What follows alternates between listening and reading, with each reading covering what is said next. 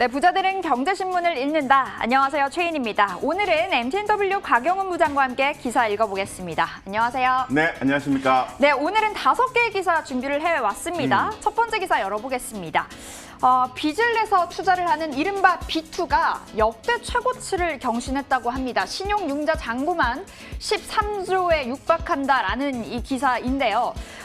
그러니까 이제 신용융자는 개인이 주식을 사기 위해서 그 주식을 담보로 증권사에 빌리게 된 돈을 말하잖아요. 요즘처럼 주가가 정말 빵빵 치고 나갈 때에는 이렇게 이 융자를 레버리지 삼아서 높은 수익을 낼 수 있기 때문에 우리 개인 투자자들이 이 B2를 많이 했던 것 같습니다. 하지만 내 주식이 뭐 올라가면 좋겠지만 주가가 그만큼 따라주지 못해서 이 만기일까지 금액을 갚지 못하면 또 증권가에서 회수를 해가잖아요. 이런 게 좀 문제가 되는 것 같고요. 이렇게 지수는 잘 가도 내 종목이 잘 가야 되는데 종목 장세가 좀 이어지면서 좀 이런 부분에는 우려의 목소리가 나와주고 있습니다. 어떠세요, 부장님? 네, 긍정적인 측면을 먼저 해석해 볼 필요성이 있을 것 같아요. 그래서 최근에 우리 시장은 버블인 것 같은데 버블이 아니다. 그 이유는 개인들의 유동성 때문에 그렇습니다. 이 유동성에는 대단한 신용융자가 들어있게 되는 거죠. 이러한 부분은 시장을 받쳐주고 움직이게 하고요. 그렇죠. 네. 특히나 포스닥 시장의 상승을 이끌어낸다는 측면에서 대단히 긍정적인 포인트라고 말씀드리겠습니다. 부정적인 포인트는 이렇습니다. 이렇게 실적 발표 시즌에 돌입을 하고 9월 중순에 공매도 제한 조치가 풀리게 되면 그때 시장의 변동성은 나오게 돼 있습니다.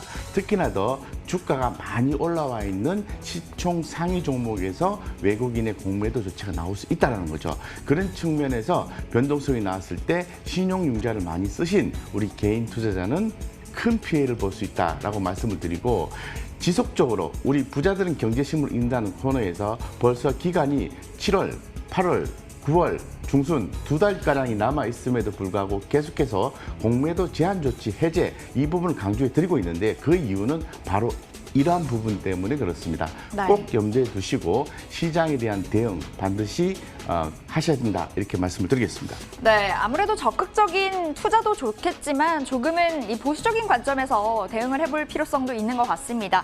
자, 두 번째 기사 열어볼게요. 두 번째 기사는요. 어제 정부에서 그러니까 소부장 2.0 전략 발표가 있었습니다. 소부장 강국으로 도약을 하기 위한 청사진을 공개를 하게 된 건데요. 정말 알차고 많은 그런 내용들이 꽉꽉 담겨 있었는데 그 안에서는 뭐 소부장 특화단지를 만들겠다. 그리고 이 공급망 관리 대상 품목을 기존의 100개에서 338개로 확대를 하겠다라는 내용도 있었고, 특히나 2022년까지 기술 개발에만 5조 원을 투입을 한다라는 이야기도 있었습니다. 뭐 바이오, 시스템 반도체, 미래차 등 이 빅3에는 내년까지 2조 원을 투자하겠다는 계획을 발표했는데 소부장주들 너무 잘 가고 있는데 뭐 네. 간다 또 간다 외칠 수 있을까요? 네. 항상 정책적인 혜택이 계속해서 나오는 것 같습니다.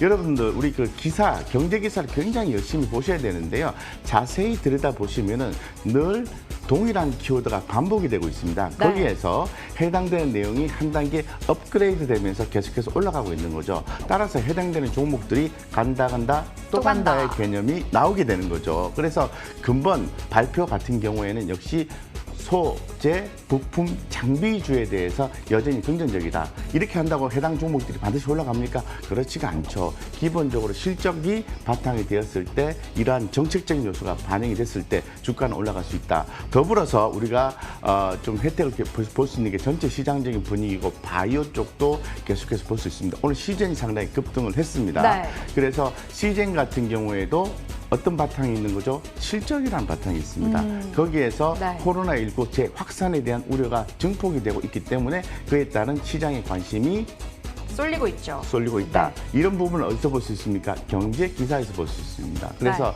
경제 기사를 보시고 항상 키워드가 반복되는지를 살펴보신다면 대단히 좋은 성과를 볼 수 있다라고 추가로 또 말씀드리겠습니다. 네, 그러니까 부자들은 경제신문을 읽는다. 꼼꼼히 챙겨보셔야겠습니다.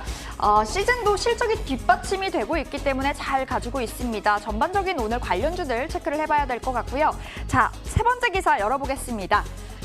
여러분 다들 알고 계시죠? 민식이법이요. 지난해 스쿨존에서 사망을 한 이 김민식 군의 이 사고 이후에 발의된 법안으로, 그러니까 이제 스쿨존에서 사고가 나면 처벌을 강하게 내리겠다라는 취지에서 발의가 된 법안입니다. 저번 3월부터 이제 민식이법이 시행이 됐는데, 스쿨존에서 이제 대인 사고가 났을 경우에 크게는 3천만 원까지 이 벌금을 물 수가 있게 됐습니다. 때문에 운전자 보험 가입자 4월부터 200만 건이나 넘게 증가를 했다고 하더라고요. 민식이법 사실 뭐 내용상으로 이래저래 말들이 많습니다. 악법이다, 뭐 폐지해야 된다 이런 말들도 있고요. 그래도 이제 손해보험사들은 이 부분에 수혜를 입을 것 같아요. 어떠세요, 부장님? 네네네. 손해보험사들 같은 경우에는 어떤 그 이익의 요율의 어떤 개선을 통해서 향후에 이익의 개선이 이루어질 수 있다는 비유가 현재 시장에서 나와 네. 있습니다. 그리고 생명보험은 이제 인구 감소로 인해서 여전히 좋지가 않은 거죠. 그래서 일단 여기서 말하는 것은 손해보험 쪽에 얘기를 하는 건데, 사실 보험주에 대해서 투자를 하자라고 우리가 고민을 해보면은 네. 현재로서는 아니다라고 좀 말씀을 좀 드리고 싶고, 네. 제가 늘 말씀드립니다. 해당 기사에서 우리가 시사점을 파악해 볼 수 있는 키워드는 관심입니다. 시장에서 민식이법에 대한 관심이 있게 되는 거죠. 그럼 우리는 개인 투자자 입장에서 봤을 때 이러한 법이 어떤 종목에 해당하고 해당 종목이 관심을 많이 받을 수 있느냐라는 부분에 대해서 생각을 해보셔야 되는데, 네. 많이 받기는 어렵다라고 말씀드리겠습니다. 네. 왜냐하면 손해보험의 성장성이 이런 해당 법 하나만, 개별적인 법 하나만 네. 시행이 된다고 해서 이익이 크게 늘어나지 않기 때문에 그렇습니다. 네, 아무래도 그러니까 지금 해주신 말씀이 전반적인 업황이 살아나야 된다라는 말씀이신 것 같습니다. 손보사들 조금은 보수적으로 바라봐야 한다라는 의견 주셨고요. 자, 이어서 열어보겠습니다. 다음 기사 보겠습니다. 얼마 전에 삼성전자가 2분기 실적을 발표했잖아요. 그런데 영업이익이 8조 원을 넘기면서 정말 그 증권사 그 어느 누구도 예상을 못한 그런 좋은 성적표를 받아들였습니다.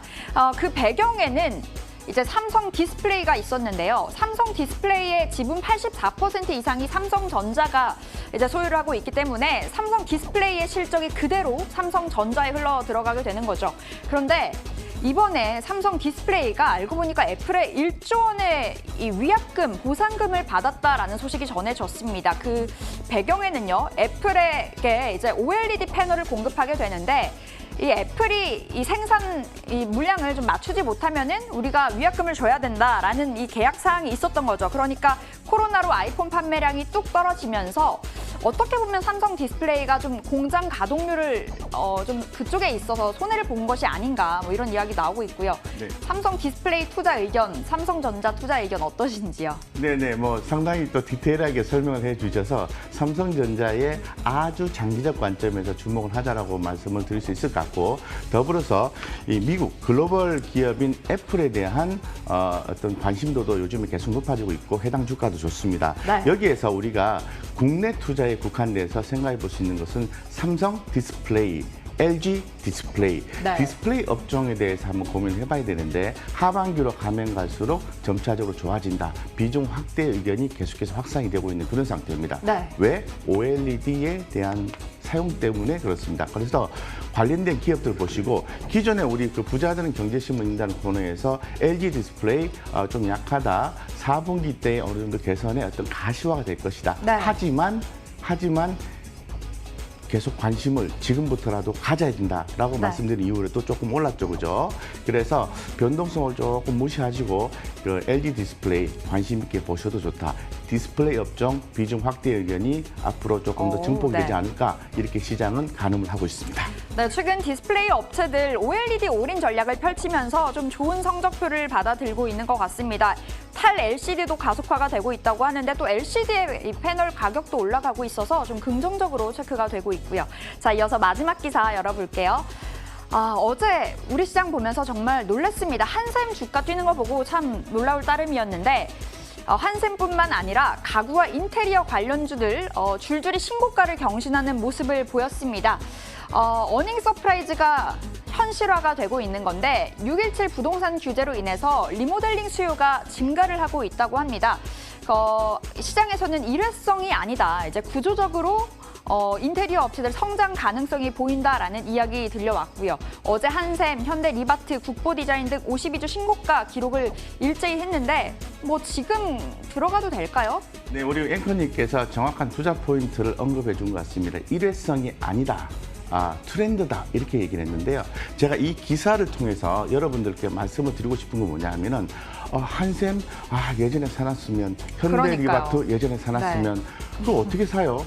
뭐 그저 모르죠. 올랐으니까 관심을 갖는 거죠. 네. 그래서 종목에 대한 공부도 중요하고 종목에 대한 관심도 중요하지만 그에 앞서서 훨씬 더 중요한 것은 트렌드, 흐름, 현재 시장은 어디에 관심이 가고 그 관심이 어떻게 흘러가고 있는지에 대해서 계속해서 고민을 하시면은 좋은 성과, 좋은 투자를 할 수 있다라고 저는 더불어서 말씀드리겠습니다. 그래서 본 기사에서 나오는 한샘, 현대 리바트 간다 또 간다 더 갈 수 있다라고 말씀을 드리고 굳이 비교를 한다면 한샘에 비해서 현대 리바트가 조금 저평가돼 있다. 더불어서 말씀을 드리겠습니다. 네, 현대 리바트에 대해서 조금 더 긍정적인 의견 주셨네요. 우리도 지속적으로 체크를 해보도록 하겠습니다. 자, 외국인들 오늘 어떤 종목들 많이 담아가고 있을까요? 코스피에서 RT 대형주 담아갑니다. 삼성전자, SK하이닉스 그리고 LG전자도 올라와 있고 네이버는 뭐 두말할 것도 없네요. 오늘도 4위, SK텔레콤 5위입니다. 코스닥에서는요, 셀트리온 헬스케어 1위고요. 원익 IPS, JYP 엔터테인먼트도 오늘 외국인들이 담아가네요. 레고캠바이오, 뉴파워, 프리즈마까지. 어떠세요, 부장님? 네, 늘 느끼는 부분은 이제 외국인들의 매수하는 종목의 트렌드는 똑같다 이런 생각이 들고 항상 종목이 거의 유사하다. 거의 한 70% 유사하다. 삼성전자, SK하이닉스, LG전자, 네이버, SK텔레콤 늘 나오는 종목이죠. SK텔레콤 8월 달에 MSCI 비중 2배 증가 예상이 되는 거고 자, 셀트리온 헬스케어 오늘은 좀 말씀을 드리겠습니다. 블락들이 있었죠. 네. 셀트리온 헬스케어 조금 빠졌습니다. 관심을 가지셔야 됩니다. 간다 또 간다라는 종목이고 그다음에 뉴파워 프리즈마 지금 반도체형 신규 장치 런칭을 하고 있는 거죠. 그래서 주가 상당히 좋은데 관심 있게 보셔도 좋다고 말씀드리고 레고캠바이오 무상증자 있죠, 그죠? 네. 무상증자 하면 주식이 더 나오지 않습니까? 무겁습니다, 내립니다. 하지만 기술 이전 계약이라든가 여러 가지 성장성이 있기 때문에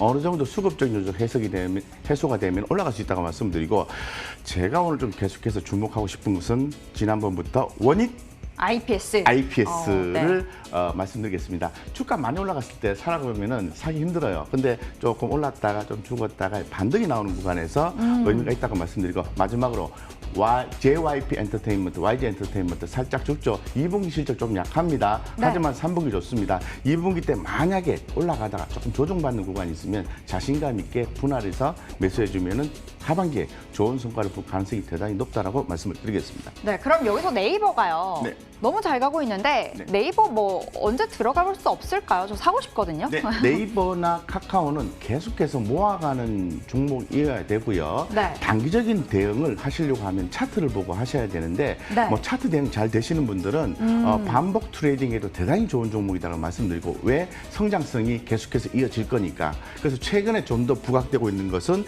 네이버보다는 카카오죠. 네. 카카오 게임즈의 상장 이슈가 있어서 조금 더 그런 부분이 있는 것 같고 기타 다른 부분이 있는 것 같습니다. 어쨌건 인터넷 포털 서비스 기업체 두 업체가 하는 일은 조금 다르다. 카카오 다르고 네이버 다르다. 두 개 다 관심을 가져도 좋다. 이렇게 말씀을 드리겠습니다. 네, 언택트, 수혜주, 카카오, 네이버, LJ 좋은 의견 주셨습니다. 네이버는 현재 구간에서도 6%가 넘게 튀어 올라가고 있네요. 자, 이어서 기관의 순매수 상위 탑5 보겠습니다. 오늘 코스피에서 좀 오랜만에 보는 종목들이 있어요. 이마트, 녹십자 올라와 있고요. SK케미칼, 더존비존까지 있습니다. 그리고 코스닥에서는요. 시젠, 오늘 1위엔 시젠입니다. RF텍, 메가이시스가 2위, 3위, 그리고 동진세미캠 오늘도 올라왔습니다. ENF 테크놀로지까지 자리하고 있는데 어떠세요, 부장님? 네, 기관들 역시 실적에 주목하고 있는 것 같습니다. ENF 테크놀로지, 동진세미캠, 시젠, 그리고 이마트, 녹십자, 요런 SK, 기타 이런 종목들에 대해서 네. 실적 베이스를 가지고 주목하고 있다라고 말씀을 좀 드리고 여기서 이어서 SK를 좀 말씀을 드리겠습니다. 네. SK 바이오팜에 대한 기대감에 의해서 SK 바이오팜은 올라가고 SK는 내렸죠. 네. 이 현재 가격 구간은 서서히 분할해서 모아가야 되는 구간이다. 오, 네. SK가 상승할 수밖에 없는 또 다른 이유, 다 제껴두고 SK 바이오팜이 상장됐으면 그 다음에 뭘 준비하죠? SK 바이오팜이 상장됐으면 네. SK 바이오팜이 돈을 많이 벌었잖아요. 네. 그러면 또 다른 비상장 회사를 상장하려는 의지를 가질 수가 있겠죠. 네. 그래서 이 자회사들의 어떤 추후 상장까지 고려한다면 계속해서 지분 가치는 올라가고 SK 바이오팜의 주가 올라가면 지분 가치 올라가는 거니까 떨어질 이유는 더 이상 없다. 떨어졌던 이유는 심리적인 수급적인 상황이다라고 볼 수 있는 거죠. 대단히 메리트 있는 가격대고 분할해서 딱딱딱 모아가시면 SK 착 올라올 때 아주 네. 기분이 좋습니다. 한번 관심 있게 네. 보셔도 좋을 것 같습니다. SK 오늘 하락하고 있는데 네. 오늘 같은 날에도 진입을 해도 무방할까요? 네네, 지금 SK가 주목해도 되는 메리트 있는 가격이라고 생각을 하시고 단기적으로 이렇게 네. 어떤 C차트나 이런 걸 봤을 때는 변동성이 있지만은 지금은 충분히 메리트이 있다라고 말씀을 드리고 이 가격 전략을 딱딱딱딱 끊어서 네. 이렇게 사고 또 사고 해서 단가를 맞추시면 좋다 이렇게 말씀을 드리겠습니다. 네, 알겠습니다. 오늘도 알찬 내용 함께 들어봤습니다. MTNW 곽영은 부장과 함께 부자들은 경제신문을 읽는다 체크해봤습니다. 고맙습니다.